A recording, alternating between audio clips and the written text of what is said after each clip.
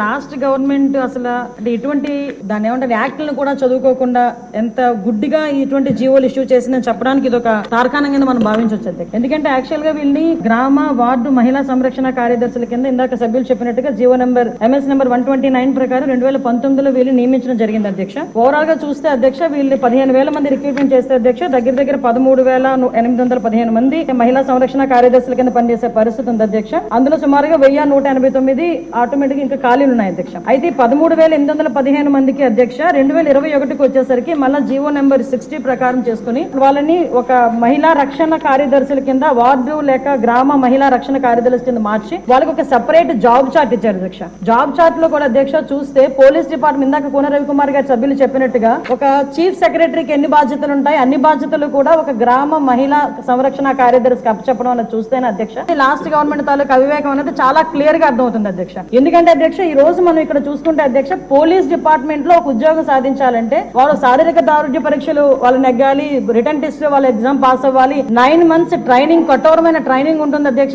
కఠోరమైన ట్రైనింగ్ తర్వాతనే ఆ పోలీస్ కానిస్టేబుల్స్ కింద వాళ్ళు అందరూ కూడా బయటకు వచ్చి పోలీస్ డిపార్ట్మెంట్ వర్క్ చేసే పరిస్థితి ఉంటుంది అధ్యక్ష. కానీ వీళ్ళని మహిళా రక్షణ కార్యదర్శి కింద ఏర్పాటు చేసిన తర్వాత కేవలం 2 వారాలు వాళ్ళకి ట్రైనింగ్ ఇచ్చి ఒకటేమో ఒక వారం పోలీస్ డిపార్ట్మెంట్ వాళ్ళు ఇంకొక వారం ICDS డిపార్ట్మెంట్ వాళ్ళు ట్రైనింగ్ ఇచ్చి ఓవరాల్ చెప్పాలంటే వీళ్ళు గ్రామాల మీద వదిలేశారు అధ్యక్ష. వాళ్ళు పంపించిన తర్వాత కూడా వాళ్ళకి ఇష్టాలు కూడా గ్రహించకుండా పోలీస్ డ్రెస్ కూడా వాళ్ళకి వేయడానికి ఇంచుమించుగా పోలీస్ యూనిఫామ్ కూడా వాళ్ళకి వేయాలి అని చెప్పి వాళ్ళు రిస్ట్రిక్ట్ చేస్తే వాళ్ళు కూడా దానికి భయపడి బాధపడి చాలా మంది కోర్టులకు వెళ్ళిన సందర్భాలు కూడా ఉన్నాయి అధ్యక్ష. ఈ రోజు కోర్టులో దగ్గర 7 రిట్ పిటిషన్లు మహిళా కార్యదర్శికి సంబంధించి ఆ పోలీస్ డ్రెస్ విషయంలోని కానీ వీళ్ళు జాబ్ చార్ట్ ఒక అవగాహన లేకుండా డబ్బులు ఇచ్చుకుని పెట్టుకున్నాడు కదా, ఆ మేధావులందరూ కలిపి ఆల్రెడీ 12,000 మంది వీళ్ళు పనిచేస్తున్నారు కదా వీళ్ళని మనం పోలీసుల కింద కన్వర్ట్ చేసేస్తే వాటిని తగ్గించి వచ్చని ఒక ఉచిత సలహా పడేశారు అధ్యక్ష. దానికి వెనకాతలు ఒక పోలీస్ డిపార్ట్మెంట్ మీద ఒక అవగాహన, పోలీస్ రిక్రూట్మెంట్ మీద ఒక అవగాహన, వాళ్ళ తాలూకా జాబ్ చార్ట్ మీద ఒక అవగాహన ఉండుంటే ఇలాంటి పని చేసి ఉండేవారు కాదు అధ్యక్ష. ఈ రోజు వీళ్ళ పరిస్థితి ఏమైపోయిందంటే వీళ్ళు వెళ్ళి రిపోర్ట్ చేయాల్సింది గ్రామ సెక్రటరీకి రిపోర్ట్ చేయాలి,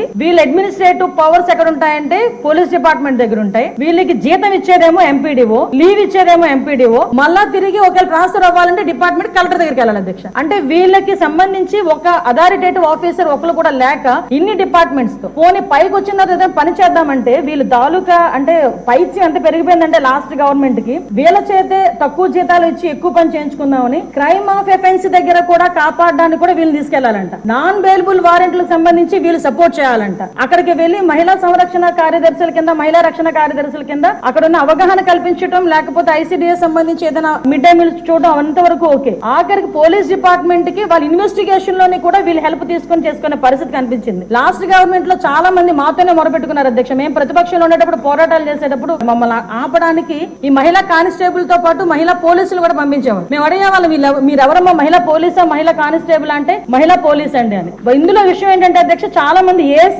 అయిపోయిన వాళ్ళు ఉన్నారు. మళ్ళీ ఇంకోటి ఏంటంటే MTechలు BTechలు చేసుకుని కొంతమంది ఫ్యామిలీస్ పోలీస్ డిపార్ట్మెంట్ లోకి కొంతమంది యాక్సెప్ట్ చేస్తారు, కొంతమంది యాక్సెప్ట్ చేయకపోతారు. ఇలాంటి సిచ్యువేషన్స్ అన్నింటిలోని కూడా ఈ రోజు వీళ్ళు పడుతున్న బాధ అధ్యక్ష వర్ణనాతీతం. ఇంకొకటి ఇందులో కొసమెరుపు ఏంటంటే ఎన్నో సంవత్సరాల కానిస్టేబుల్ కింద చేస్తే హెడ్ కానిస్టేబుల్ ప్రమోషన్ వస్తుంది. హెడ్ కానిస్టేబుల్ దగ్గర నుంచి ఒక ASI, SI, CA ర్యాంక్ వరకు వెళ్తారు. వీళ్ళు ఎటువంటి రిక్రూట్మెంట్ లేదు, ఎటువంటి శారీరక దృఢ పరీక్షలు లేవు, ఎటువంటి రిటర్న్ టెస్టులు లేవు, ఎటువంటి ట్రైనింగ్స్ లేవు. వీళ్ళకి కూడా మహిళా పోలీస్ దగ్గర నుంచి అప్ టు ఇన్స్పెక్టర్ వరకు కూడా వీళ్ళకి కూడా ఒక ప్రమోషన్ జాబ్ చార్ట్ చేసి ఒక జీవో కూడా రిలీజ్ చేస్తారు అధ్యక్ష. అప్పుడు మనందరూ అనుకునే వాళ్ళం తొగ్గులకు పరిపాలన దానికి ఇది ప్రత్యేక సాక్ష్యం కింద మనం ఈ మహిళా రక్షణ కార్యదర్శుల గురించి చూడాలంటే ఇది మనం చెప్పుకోవచ్చు అధ్యక్ష. ఇన్ని రకాలుగా వీళ్ళు చేసిన అధ్యక్ష వీళ్ళకి ఏంటంటే అధ్యక్ష ఎస్కార్ట్ డ్యూటీలు, బందోబస్తు డ్యూటీలు, వాళ్ళు అక్కడికి వచ్చి ఏడ్చేవారు అధ్యక్ష. ప్రస్తుతం చాలా మంది మేము వచ్చిన తర్వాత కూడా ఇప్పుడు ఈ విషయంలోనే గౌరవ సభ్యులందరూ కూడా చెప్పడం జరిగింది. వీళ్ళు పోలీస్ డిపార్ట్మెంట్ కి సంబంధించిన వాళ్ళ కింద ఉంచాలా లేకపోతే ICDS లో మనం పంపించుకోవాలా, వేరే ఎవరికైనా ఏదైనా జాబ్ చార్ట్ ఇచ్చి సపరేట్ గా వీళ్ళు ఏదైనా మనం చేయాలా అనేది ఆలోచన చేసుకోవడానికి